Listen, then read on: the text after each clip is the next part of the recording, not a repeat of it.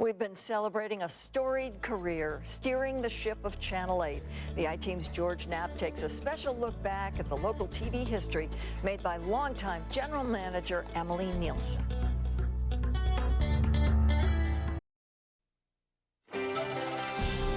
Now, Nevada's first choice for news.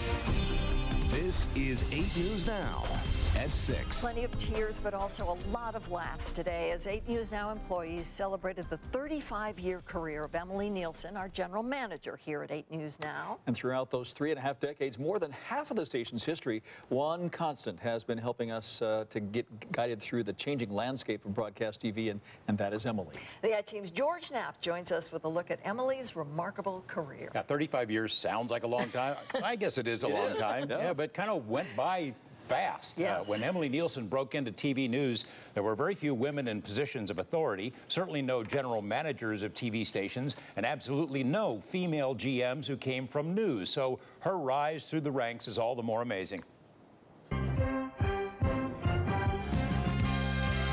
In 1980, KLAS was a juggernaut. Its news program so dominant they attracted more than half of all local viewership. The newsroom was a jungle of big brains and strong personalities, including news director and legend Bob Stoddall, and muckraker Ned Day as his managing editor. Into that mix of hard-charging type A's and decidedly free spirits stepped youngster Emily Neilson, who at first worked part-time in the traffic and accounting departments, but was drawn to the excitement of the newsroom. Bob Stoddall hired her to be his assistant and became her mentor as well. Around that same time, Channel 8 hired its new anchorman, Gary Waddell, who remembers Neilson as mature beyond her years. A thankless job. And she worked that and did a great job at it, and took care of all of us. It was kind of like running daycare more than being a secretary in the newsroom. Neilson had no journalism training, so she learned about news from the ground up through trial and error. She learned to love the adrenaline rush of breaking stories and discovered a talent for multitasking during the most tumultuous of times, including the deadly MGM fire. She was the busiest person in the whole room, always, just always getting everything sort of fell to her. And I think she also sort of had that personality of I'm going to do everything. Stoddall encouraged her to become assignment editor, the linchpin of any newsroom. And in her first job evaluation, her supervisor, Ned Day, told her she could be anything, even general manager someday, which proved prophetic. Stoddall remembers what convinced him back then that Emily was special. She had strong leadership qualities, he told us, a strong intellect, and showed respect for individuals in a constantly changing business. Gordon Absher, these days a vice president for MGM Resorts, worked at KLAS long enough to see several station logos and jackets, and remembers Emily as the ultimate juggler. As a photographer, years ago, back in the days of steam-powered cameras, I remember Emily running the assignment desk. She would have 3 police scanners screeching at her all day. She would have a phone up to one ear, and she would have a radio mic to alert us photographers to some breaking news in the other hand. As she rose from assignment editor to managing editor and then to the first female news director in Las Vegas, she also managed to raise 3 kids, each of whom grew up in or around the newsroom. Co-workers recall the delicate balancing act as she raced from a busy newsroom to pick up her brood. She had this portable TV set rigged up in her SUV and like bungee corded into the panel in the middle of the front seat of the car so that she could do her job, do the 5, jump in her car, and still watch the 6 o'clock news while she was driving home.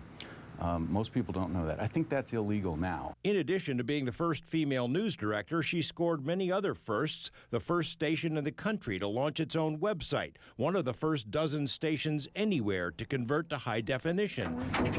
And she created Nevada's first I-Team, an investigative unit that ranks as one of the most honored in the country. One of the original I-Team members, Tom Warden, now a vice president with Howard Hughes Corporation, remembers her coolness under fire.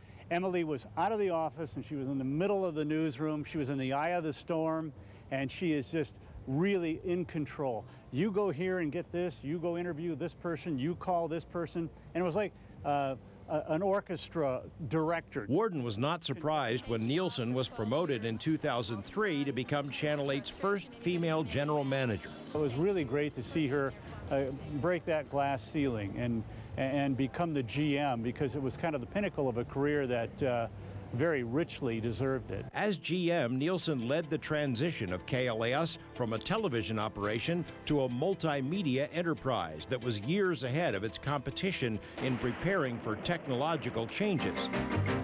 A 24-hour cable news operation called Las Vegas One is where political pundit John Ralston began his face-to-face interview program. She was as tough as any man I dealt with in that kind of position, and she would back you up. That was the key, and we did some controversial things.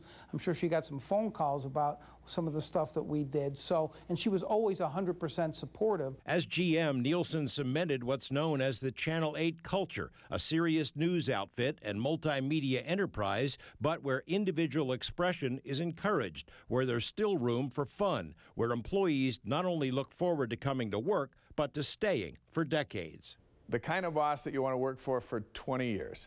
Emily's made an enormous impact on my life and on my family's life. And I'll always appreciate her. Oh, and somewhere in between all the changes in the TV industry and in her personal life, Neilson carved out time for community involvement, serving on the board of United Way for 11 years, as its chair for 2 years, and as a founding member of 3 Square, created to combat hunger in Las Vegas. 3 Square wouldn't be in existence today if it weren't for Emily Neilson, for her leadership and her involvement.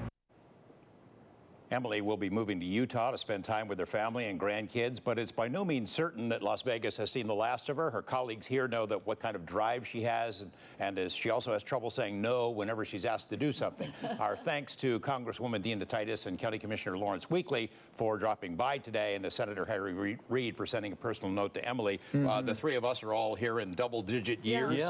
There's a reason people stick around here for a long time, you know, and Emily was a big part of that. That's for sure. But she's younger than any of the 3 of us.